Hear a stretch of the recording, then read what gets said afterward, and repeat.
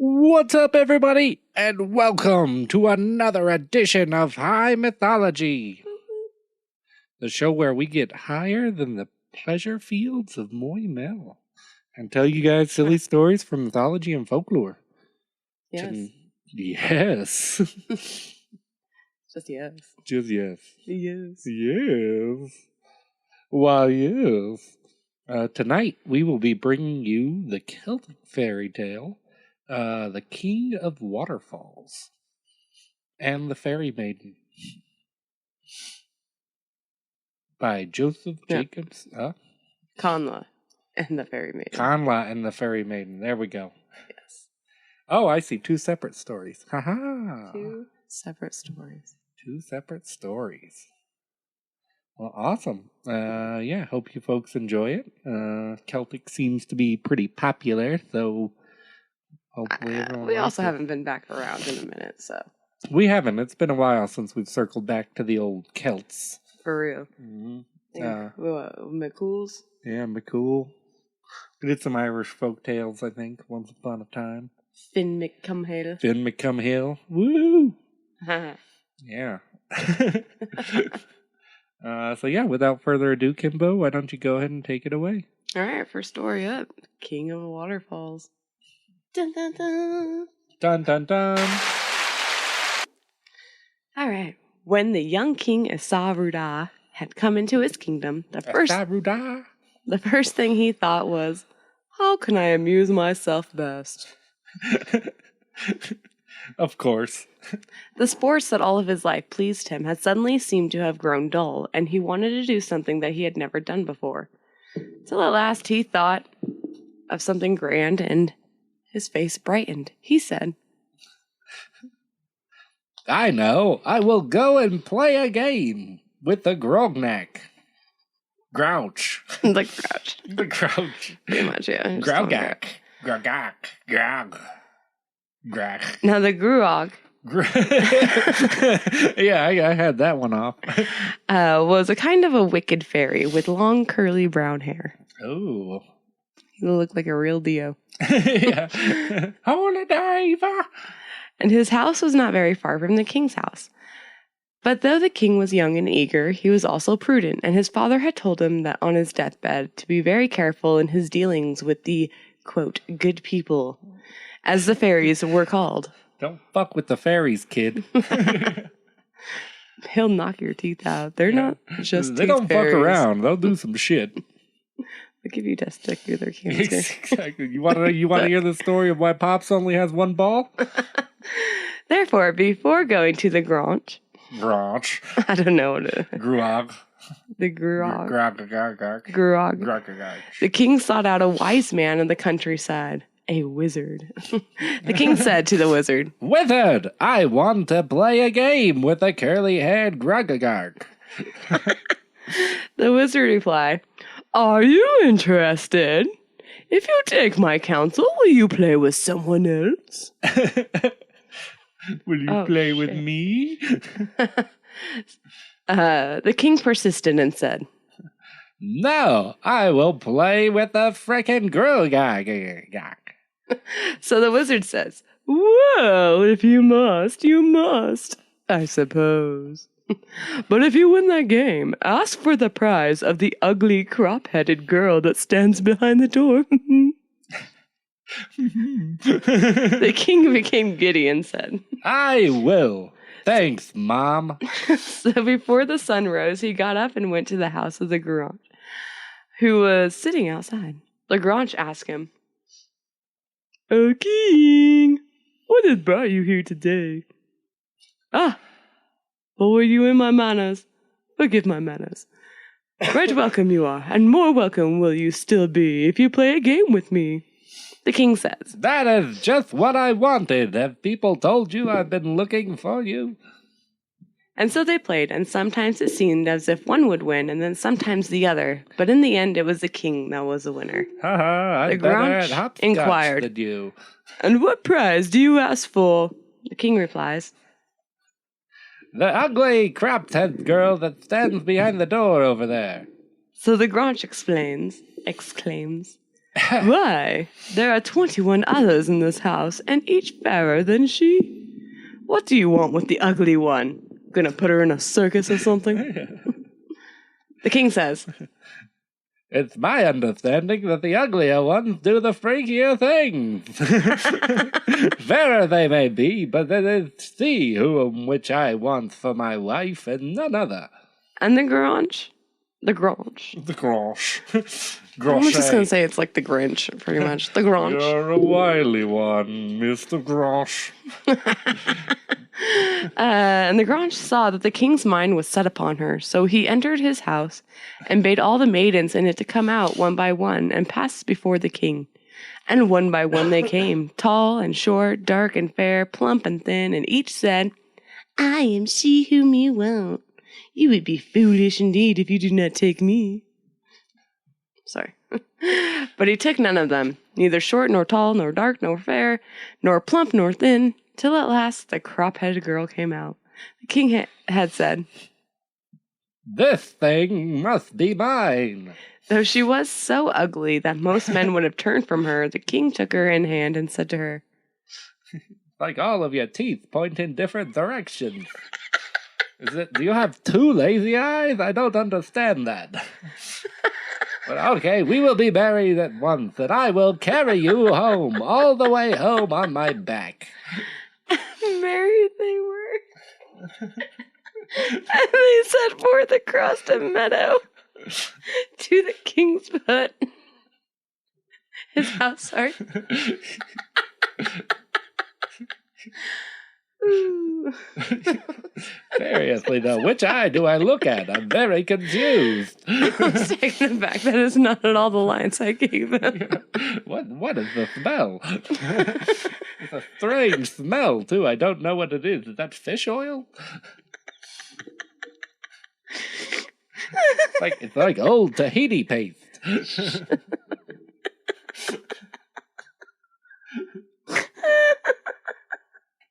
Stop it. I gotta back. Okay. As they went, the bride stooped and picked a spring of shamrock, which grew amongst the grass, and when she stood upright, her ugliness had all gone, and the most beautiful woman that had ever been seen stood by the king's side. The next day, before the sun rose, the king sprang from his bed and told his wife that he must have another game with the Grange. Must have another one. I must play this Grange again. The queen says, If my father loses that game and you win, accept nothing for your prize but the shaggy young horse with the thick saddle. He's just a young old mare. You'll see the one. The king answered, I will do just that. Stop telling me what to do, everybody. And he went off. The Grange, who was standing at his own door, asked, Does your bride please you? The king quickly answered, Yes, she does. Otherwise, I should be hard indeed to please. But are you ready to get your ass stomped at some Mortal Kombat again? The Grange replied, I will indeed. And then they played, and sometimes it seemed as if one would win, and then sometimes the other. Pick up the sticks, bitch boy. But in the end, the king was the winner. Aha. And the Grange asked, What is your prize that you claim? The king answered, My wife told me to take the saggy young horse with the thick saddle. He noticed the Grange held his peace, and his brow was dark as he let out the horse from the stables. Rough as it was by the mane, and dull was its skin, but the king cared for nothing for that, and throwing his legs over the stick saddle, rode away like the wind. On the third morning, the king got up as usual before dawn, and after he had eaten breakfast, he prepared to go out, when his wife stopped him and said, Hey there, honey. I would rather you did not go to play with my father again. It's kind of odd how often you two play together. For though you have won twice, someday he will win, and then it will put you in a terrible predicament, like horrible predicament. And the king replied, I think you took your father's testicle. Oh, I must have one more game. I must go stomp his ass just once more before you spend all of my money. You like to do that, don't you? And off he went to the house of the Grange. Joy filled the heart of the Grunch when he saw him coming, and without waiting to talk, they played their game. Somehow or another, the king's strength and skill had departed from him, and soon the Grunch was the victor. The king said, "Choose your prize, Grant, but don't be too hard on me or ask me for what I cannot give you. You could probably have your daughter back. She spends all of my money." The Grunch smiled wickedly and said, "The prize I choose is that the crop-headed creature should take your head. If you do not get me the sword of light that hangs in the house of the King of Waterfalls." So the king replied bravely, "Well, then I will get it." But as soon as he was out of sight, the Grunch, he pretended no more, and his face grew dark and his steps lagging. "Oh, fuck, I really oversold my skills." The queen saw him and said, "You've brought nothing with you tonight?" She was standing on the steps waiting for him. Smoking. She was so... just anger. I just picture her standing there, curlers in her hair, smoking a cigarette. Bunny slippers. Bunny slippers. Tall glass of vodka in her hand. She was so beautiful that the king was fain to smile when he looked at her. "You couldn't have even brought me back mixers or more Virginia Slims? I mean, come on, guy." But then he remembered what happened, and his heart grew heavy again. Dun, dun, dun. The queen asked. That's a serious medical condition. You should get that looked at. The queen asked, "What is it? What is the matter? Tell me what troubles you so that I may better bear it with you, or may help you in some way, or maybe just fuck off and do my own thing and let you figure it out." The king told her everything that had befallen him, and she stroked his hair all the while, braiding it in some places and adding little flowers here and there. When the tale was finished, the queen said, "Are you done crying, you little bitch? I mean, come on, you have the best wife in all of Erin, and the best horse, too. Do as I say and you won't get fucked in the ass. And unless maybe I'm feeling frisky later." And the king suffered himself to be comforted. He was still sleeping when the queen rose and dressed herself to make everything ready for her husband's journey. And at the first place she went to was the stable, where she fed and watered the shaggy brown horse and put the saddle on it. Most people thought the saddle was of wood, but did not see the little sparkles of gold and silver that were hidden in it. Cha-ching! She strapped it lightly to the horse's back and then let it down before the house where the king waited. The queen kissed her husband before he mounted his horse, and she said to him, "Good luck to you, and may you be victorious in all your battles. I do not need to tell you twice. Take the advice of the horse, and see that you obey him. Otherwise, I swear to God, when you get back." So he waved his hand and set out on his journey, and the wind was not swifter than the brown horse. No, not even the march of the wind. The March wind, which raced it, could not catch it. But the horse never stopped nor looked behind till the dark of the night he reached the castle of the King of Waterfalls. The horse says, "We're at the end of our journey. You will find the sword of light in the king's own chamber. If the sword comes to you without scrape or sound, then the token is a good one. At this hour, the king is eating his dinner and his room is empty, so no one will see you. The sword has a knob at the end. Take heed when you grasp it. Make sure to draw it softly out of its sheath. Now go. I will be under the window eating some grass." Stealthily, the young man crept along the passage, pausing now and then to make sure that no man was following him, and he entered the king's chamber. A strange white line of light told him where the sword was, and crossing the room on tiptoe, he seized the knob and drew it slowly out of its sheath. The king could hardly breathe with excitement, lest should it make some kind of noise, and bring all the people in the castle running to see what was the matter. But the sword slid swiftly and silently along the case till only the point was left touching it. Then a low sound was heard at the edge of the knife touching a silver plate, and the king was so startled that he nearly dropped the knob. The horse cried, "Quick, quick!" and the king stumbled hastily through the small window and fell to his death because the horse was under the other window. I got you. Just kidding. And he leapt into the saddle. The horse says, Oh no, he has hurt us and he will follow, but we have a good start. and they sped on and on, leaving the winds behind them. At Peace length, out. the horse slackened its pace and said, Look and see who is behind us. and the king did as asked. The king answered, I see a swarm of brown horses racing madly after us. So the horse says, Why'd you have to make it about race? We are swifter than them, though. and he flew on again. But you. And a little while the horse asked the king, Look again, King. Is anyone coming now? The king says, I laugh now that I see this. A swarm of black horses, and one has a white face on it. And on that horse is a man seated. Shit. It's the King of Waterfalls in whiteface. The horse said, You racist bastard. That is my brother, and he is swifter than I. He will fly past me with a rish whoosh. Then you must have your sword ready to take off the head of his rider. Just as he turns to look at you, slice off his head. Only the sword of light can chop through his meaty neck. Just kill him. Commit a murder, King. So the king says, I will do it.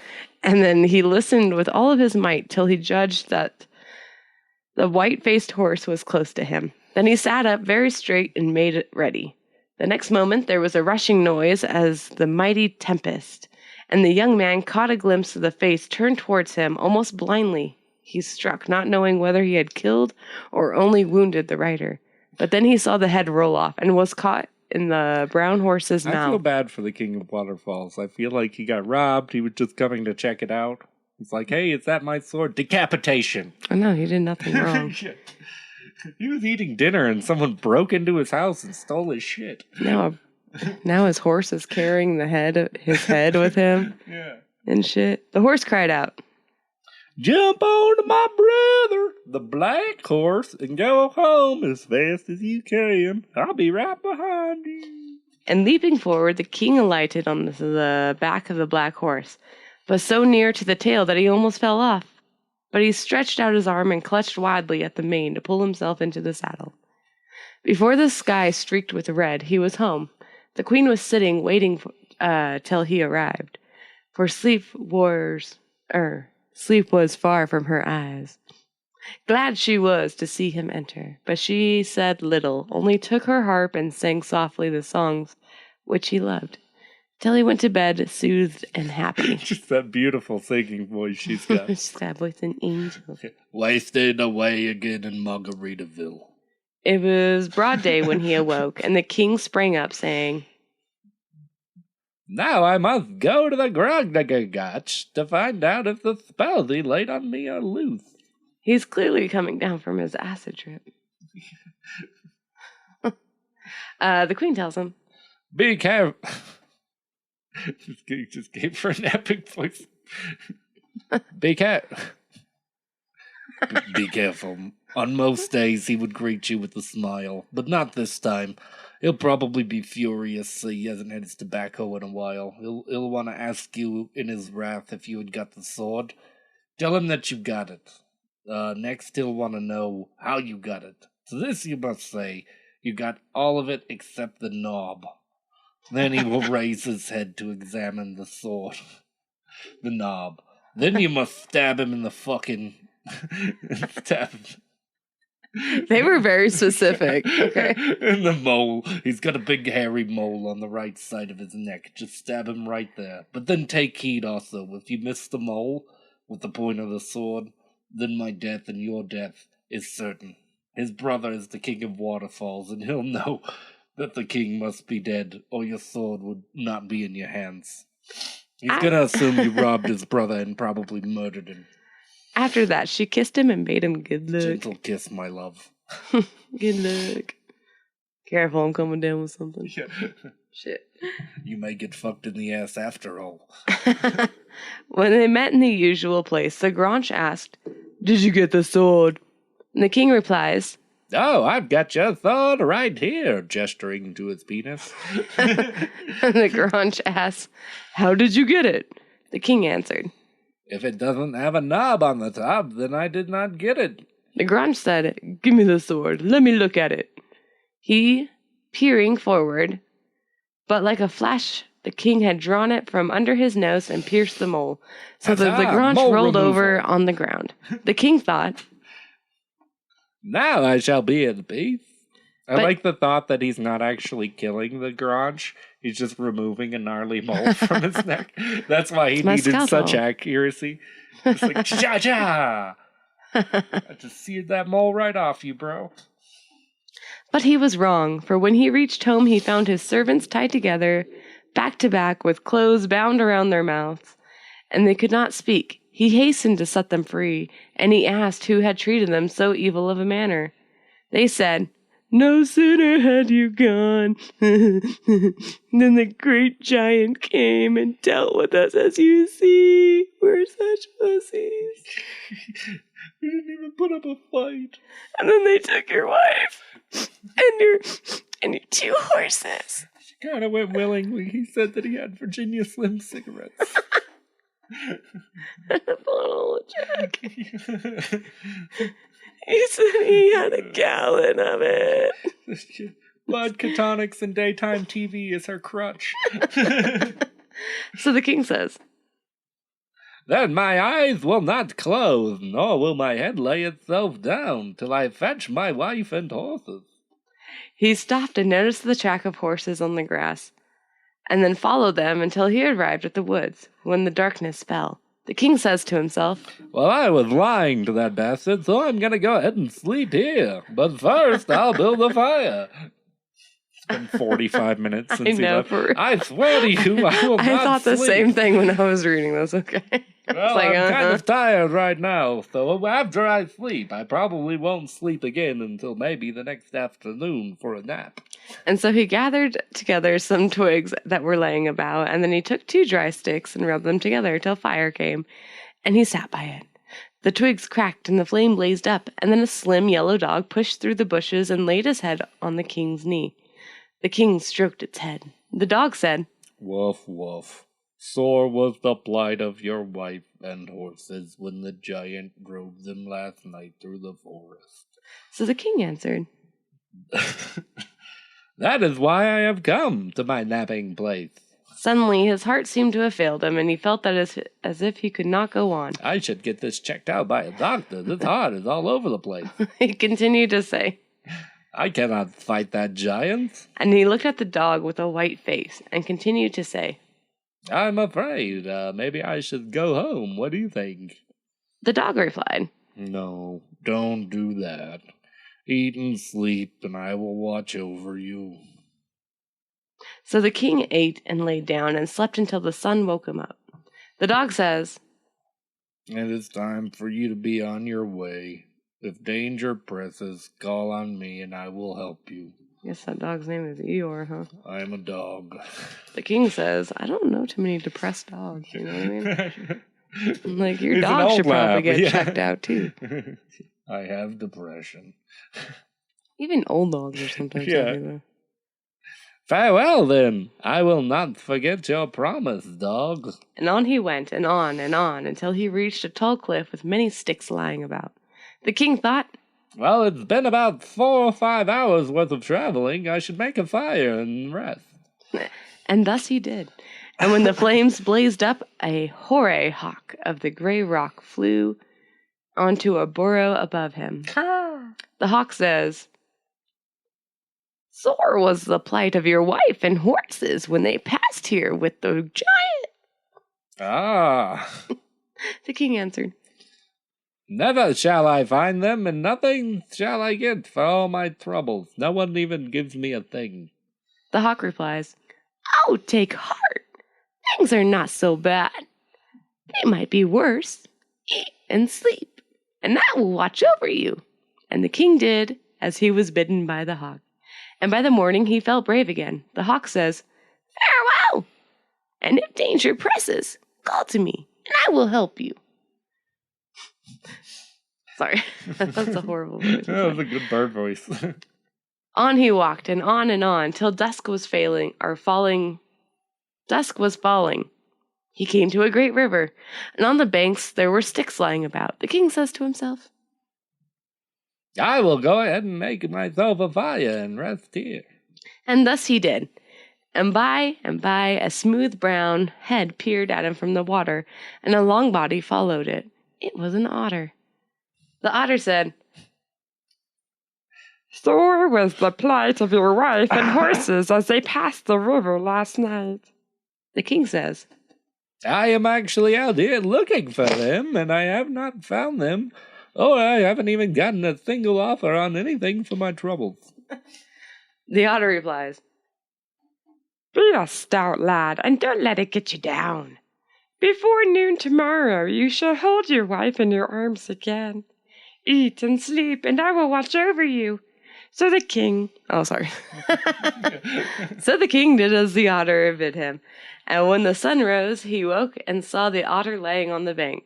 The otter cried out, "Farewell, and if danger presses, call to me, and I will help you." And the otter jumped into the river. For many hours the king walked, and at length he reached a high rock which was rent into two by a giant earthquake. Throwing himself onto the ground, he looked over to the side, and right at the very bottom he saw his wife and horses. He gave heart to the great bound, and all of his fears had left him. But he was forced to be patient, for the sides of the rocks were smooth, and not even a mountain goat could find foothold. So he got up again and made his way round through the wood, pushing by trees and stumbling over rocks, wading through streams, till at last he got on a flat ground again, close to the mouth of the cavern. He even got some poison ivy up in that butt. Mm-hmm. I got poison ivy in my taint. Why was I putting in my taint, you ask? I shall not answer. I know, it's probably taking a shit. Yeah, I wiped my ass with the wrong bush. Like a way up there. I got it all the way up there. I can taste it. His wife gave a shriek of joy when he came in, and then burst into tears. My darling, my love. For she was tired and very frightened, and he didn't get her those Virginia Slims. I haven't had a cigarette in 48 hours. I might kill someone. But her husband did not understand why she wept, and he was tired and bruised from his climb, and a little cross, too. He grumbled at her and said, You gave me but a thorough welcome when I have half killed myself to get to you. Well, what do you expect, Harold? I've been down here for 2.5 days, and it's like you've been taking naps all afternoon, just not even trying to get to me. The horses say to the weeping queen, Do not heed him, put him in front of us, where he will be safe, and give him food, for he is weary. And she did as the horses bade her, and he ate and rested, till by and by a long shadow fell over them, and their hearts beat with fear, for they knew that the giant was coming. The giant entered the cave and said, Oh, I smell a stranger. But it was dark inside the chasm. And he did not see the king, who was crouching down between the feet of the horses. The queen laughs and says, Oh, a stranger, my lord? No stranger ever comes here, not even the sun. And she continued to chuckle as she went up to the giant and stroked the huge hand which hung down by his side. The giant said, Oh, God, that's not your hand. Well, I perceive... Giant. I perceive nothing, certainly. It is very odd. Anyway, it's about time that the horses are fed. This is the giant and the horses have the same voice. They have very similar voices. I didn't think of that. And he lifted down an armful of hay from the shelf of a rock and held out a handful to each animal, who moved towards to meet him, leaving the king behind. As soon as the giant's hands were near their mouth, they each made a snap and began to bite him, so that his groans and shrieks might have been heard a mile off. And then they wheeled around and kicked him until they could kick no more, and the giant crawled away and laid quivering in a corner. And the queen went up to him and said, Oh, you poor thing. They seem to have gone mad.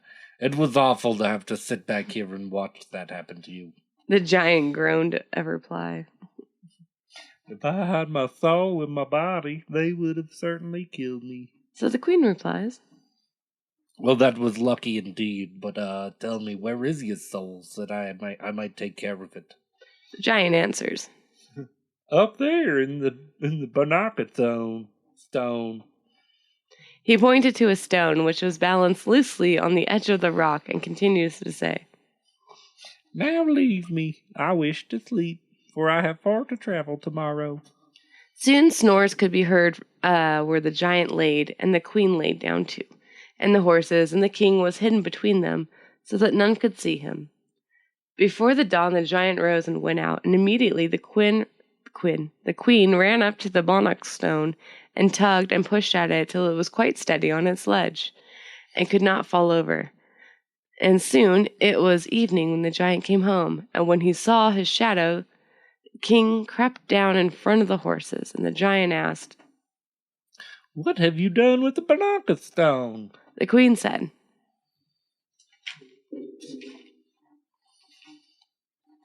Oh, I feared it would fall over and break with your soul in it, so I put it way far up my butt. Further back on the ledge. So the giant said, What in the hell, woman? My soul isn't inside the stone. Are you crazy? It's on the threshold. Anyway, it's time to feed the horses. and he fetched the hay and gave it to them, and then they bit and kicked him as before, till he laid half dead on the ground. The next morning he rose and went out, and the queen ran to the threshold of the cave, and washed the stones, and pulled up some moss and little flowers that were hidden in crannies. And after some time passed, when dusk had fallen, the giant came home. The giant said, You have been cleaning the threshold? The queen replies, Oh, what? Was I not supposed to clean the fucking threshold? You need to be clear with your rules. I'm just seeing to your soul that's in it. The giant said, Wow, you are kind of crazy, lady. My soul isn't there. It's under the threshold. There's a stone under the stone. It's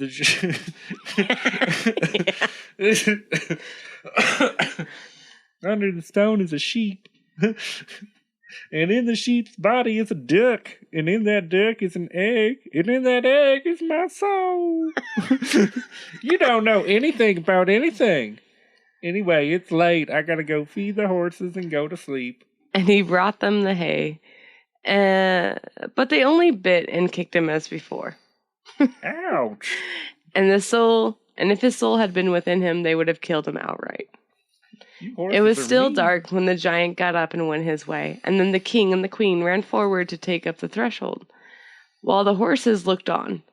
But sure enough, as the giant had said, underneath the threshold was a flagstone, and so they pulled and tugged at it until the stone gave way, and then something suddenly jumped out and said, Sorry, it didn't say anything, and it nearly knocked them down. As it fled past, they saw it was a sheep. The king cried, If the slim yellow dog of the woods were here, he would soon have that sheep. and as he spoke, the slim yellow dog appeared from the forest with the sheep in its mouth. With a blow from the king, the sheep fell dead, and they opened his body, only to be blinded by a rush of wings as the duck flew past. The king cried, Oh, if that hoary hawk were here, he would soon have that duck. and as he spoke, the hoary hawk was seen hovering above them with the duck in its mouth. They cut off the duck's head with a swing of the king's sword, and then they took the egg out of its body. But in its triumph, the king held it carelessly, and it slipped from his hand and rolled swiftly down the hill right into the river. The king cried, If that brown otter of the stream were here, he would soon have that egg. and the next minute there was a brown otter dripping with water, holding the egg in its mouth. But beside the brown otter, a huge shadow came stealing along. It was the shadow of the giant. The king stood staring at it as if he were turned into stone, but the queen snatched the egg from the otter and crushed it between her two hands. And after that the shadow suddenly shrank as well as still, and then they knew that the giant was dead because they had found his soul. The next day they mounted the two horses, rode home again, visiting their friends, the brown otter, the hoary hawk, and the slim yellow dog, by the way. The end. Oh, they visited back with their friends. Peace. Let me go play another game with your dad. Bye. And they never gave the dog a home. I know it did. That one was by Andrew Lang, I think. Andy Lang. Yeah. So yeah, I guess on to our second little story here. Yeah, I guess we got time, yeah. Commla and the Fairy Maiden. Commla and the Fairy Maiden. Yay. This one's kind of actually quick. Commla of the fiery hair was son of Conn of the 100 Fights. Yeah. Conn of the 100 Fights. Conn sounds like One a day, badass. as he stood by the side of his father on the height of Usna, he saw a maiden clad in strange attire coming towards him. He said, Hey, baby, where you headed? Can I get your digits? The maiden said, I come from the plains of the ever-living, there where there is neither death nor sin. There we keep steady holiday always, nor do we need help from anyone or anything in our joy. In all our pleasures we have nothing to strife, because we have our homes in the round green hills. Men call us the Hill folks. Oh, hello, folk.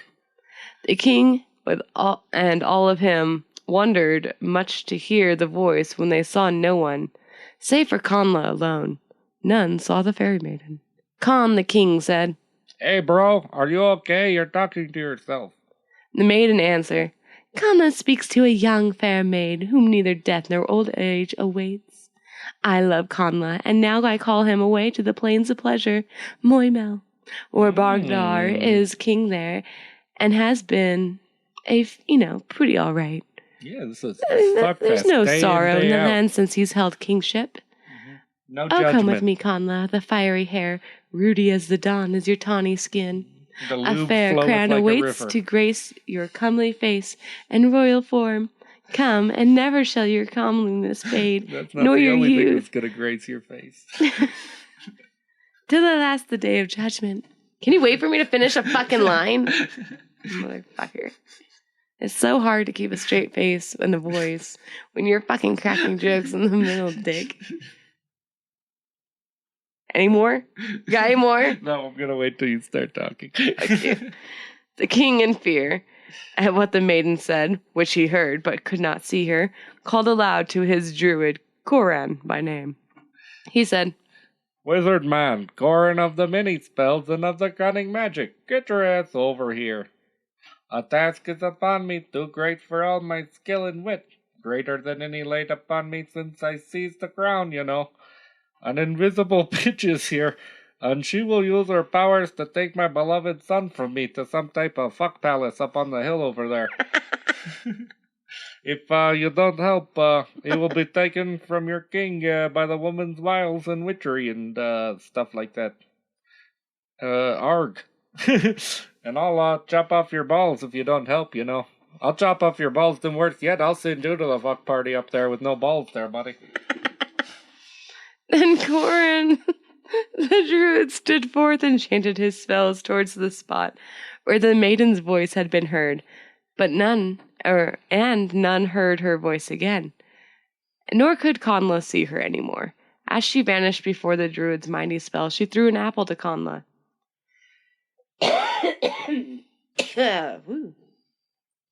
For a whole month from that day, Commla would take nothing. He would neither eat nor drink, save only for that apple. But as he ate it, it grew, and it always kept itself whole. And while there grew within him a mighty yearning and longing for the maiden he had seen. I want some bitches, and I want He some wants that fucking poon. Jaeger bombs, bro. Dude, he just wants that poon. I want that poon. They told me this was gonna be a fucking 24/7 fuck party, bro. What the Jesus. fuck? But when the last day of the month of waiting came, Commla stood by the side of the king of his father on the plains of Acorman. And again he saw the maiden come towards him, and again she spoke to him. She said, "'Tis a glorious place. Forsooth that the Commla amongst holds the short-lived mortals awaiting the day of his death. But now the folks of life, the ever-living ones, beg and bid you to come to Moi Mel, the plain of pleasure, for they have learned of you and seek you to their home amongst your dear ones. They are washing their balls in anticipation of your arrival. When Con the king heard the maiden's voice, he called to his men aloud and said, Oh, hey there, summon my druid up, Corin. I hear that crazy bitch over there again. Tell him his balls are at stake. Then the maiden said, "O mighty Con, fighter of 100 fights, the druid's power is little loved, and little power in the mighty land. People with so many of the upright. But when the laws of magic comes, it will do away with the druid's magic spells that come from only the lips of the false black demon." I don't know what the fuck that means. Then Con the king observed that since the maiden came, Commla, his son, spoke to no one since. So Con of the 100 Fights says to him, Oh, is that the chick over there? Is she still on your mind? You know, don't you remember the old ancient Irish words of wisdom, the saying, bros before hoes. Oh, sorry, broeths before hoeths. Commla says,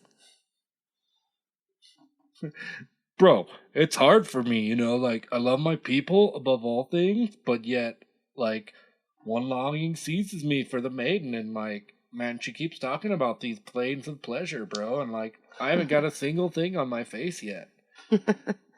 When the maiden heard this, she answered to him, "The ocean is not so strong as the waves of your longing. Come with me to my curragh and gleaming, straight gliding crystal canoe. Soon." Bro, I'll even look for the man in the canoe. Like, I've never really looked before, but, like, I'll look for him. "Soon we can reach Bordag's realm. I see the bright sun sink. Yet as far as it is, we can reach it there before dark. There is another land worthy of journey, and land joyous to all that seek it.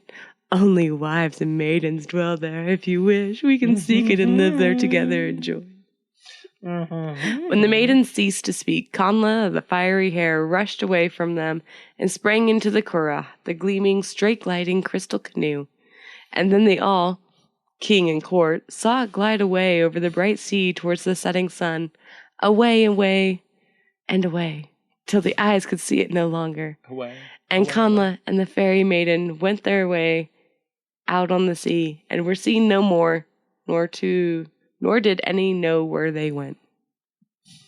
None know where they went. But The he end. got all the way up in that canoe, if you know what I'm talking about. The end. The And that end. one is by Joseph Jacobs. Joseph Jacobs, yeah. Yeah, so good old Commla gets to live out his days on Buck Fairy Island. Mm-hmm. Yeah, I guess so. Yeah. I mean, what she doesn't Interesting know, I mean, unless all the girls talk, which the girls talk all the time. Yeah, she'll know if he's been banging something else. Maybe it's an open relationship. It's the plains of pleasure there. It's like the orgy dome. I mean, I guess so. There are just things going in places. Everyone's covered in baby oil. Jesus. Then the references is fairy tales with a Z. Yeah. /Celtic stories. /Celtic stories. Hope you guys enjoyed those good, fun little Yeah. Celtic tales. Yeah. They were interesting. Thank I you. still don't think I've got the Conch name right yet, but Granch. The Granch. The Granch. Granch. Sounds like Grange, but Granch. The Granch. Granch. It's French, I think. French. I don't know. It's all Celtic. I know. It's got a very French sound to it, I mean, so we're I don't probably know how to pronouncing it wrong. Grok.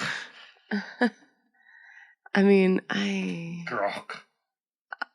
I'm gonna admit straight up, I am not good with Celtic names. Sorry. Mm-hmm. Except for Finn McCool. I'm terrible. I got it down if it's one of your love languages, but... Love language. How do you know that's not love language in Irish? It's not. It's Celtic. Mm-hmm. Yeah, the Celtic is make Celtic. love. They got those fairy fuck planes. Okay, well, New Age fucking love. I got Italian down. I got some fucking Spanish down. I don't quite know French, but Got I that got grok. a little bit.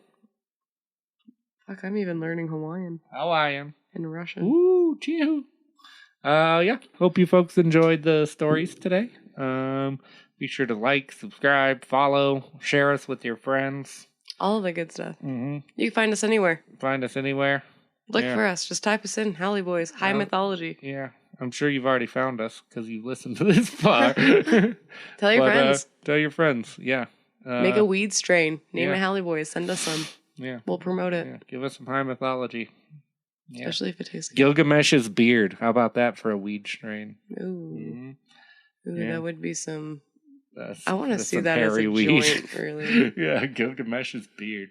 Yeah. That'd Yeah, be do some that. Yeah. Tight curled weed, man. Yeah. Go write our name on the fairy mounds. Only if we're legal, though.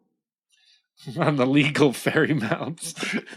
Yeah. Yeah. Don't trespass. Don't trespass. Unless you have been trespassed against, so, you know. Yeah, and then fuck them up. No. Trespass all you want.